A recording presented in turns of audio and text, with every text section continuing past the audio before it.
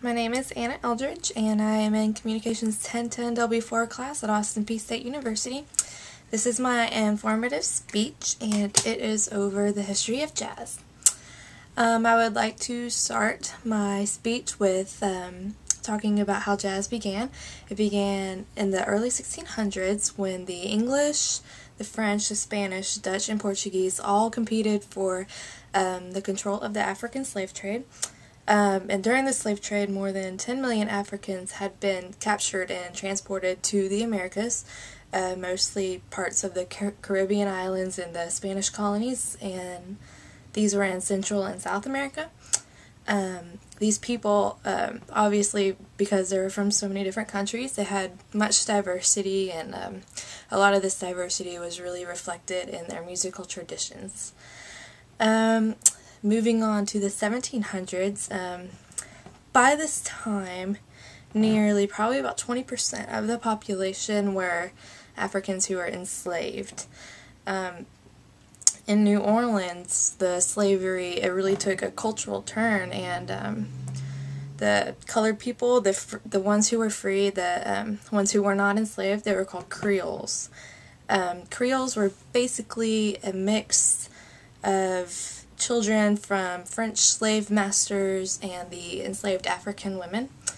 And the children of the Creoles, they were very fortunate, and they're considered privileged, and they got to go to nice schools, and they were educated, and they were trained as musicians, and they were allowed access to things that most white people were allowed access to, and they were just more privileged than the black children at that time.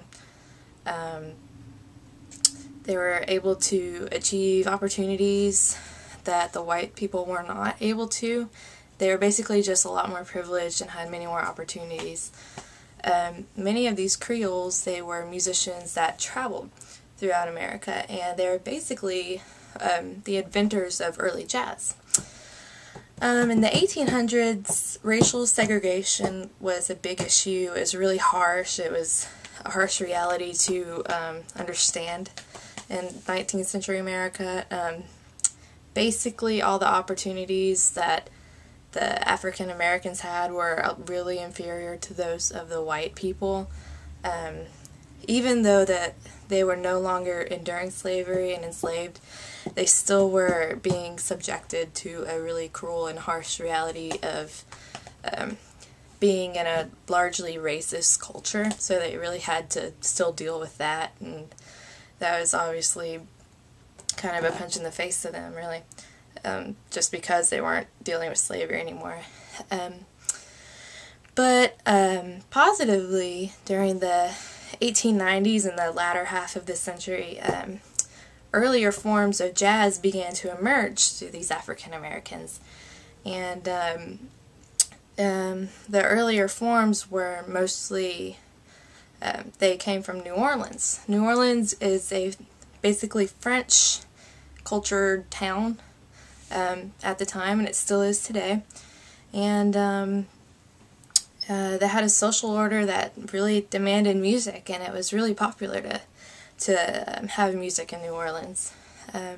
A lot of these Creoles lived in New Orleans, and they basically combined elements of like different types of music. Like they had what they called African work songs, and like minstrel shows, and blues and bebop and things like that. And a lot of times, even today still, we have like Mardi Gras, and there's a lot of parades and parties and things down in New Orleans that this type of music was very popular to be played at, and it basically just filled the streets on a lot of these occasions. So that was pretty neat to learn about.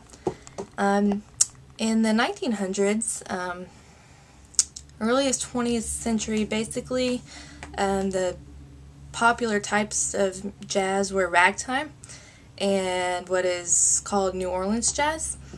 And these were pretty much popular across America, pretty much nationwide. One of the artists that was most widely recognized and famous, his name was Scott Joplin. He was, I think, the first ragtime composer, and he was really famous, and he basically invented this new sound that nobody had heard, and so he was really widely recognized for it. And probably around the 1920s was when radios and phonographs were invented.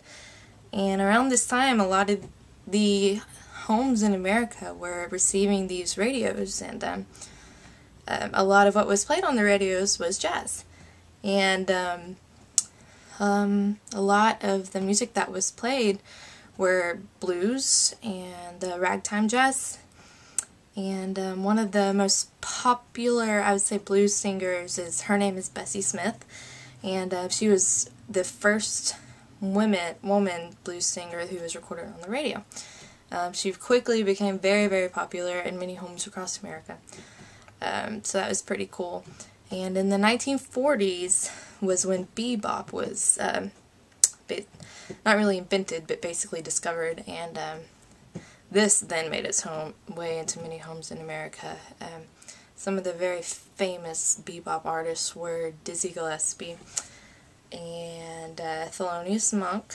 He was another one, and I think his name was Bud Powell. He was very, very famous. All of these artists were very popular around the 1940s, not too long ago, and the bebop genre really flourished in nightclubs and in jam sessions and things like that, and it was really popular.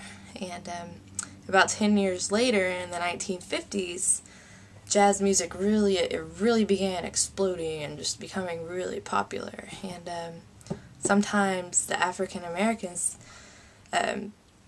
even though they were no longer enslaved, they were still receiving harsh racism comments and things like that, and going through that whole era. And a lot of times the African Americans, the musicians, they used their music, such as bebop and jazz and ragtime and all that stuff, to express their anger and express how they felt.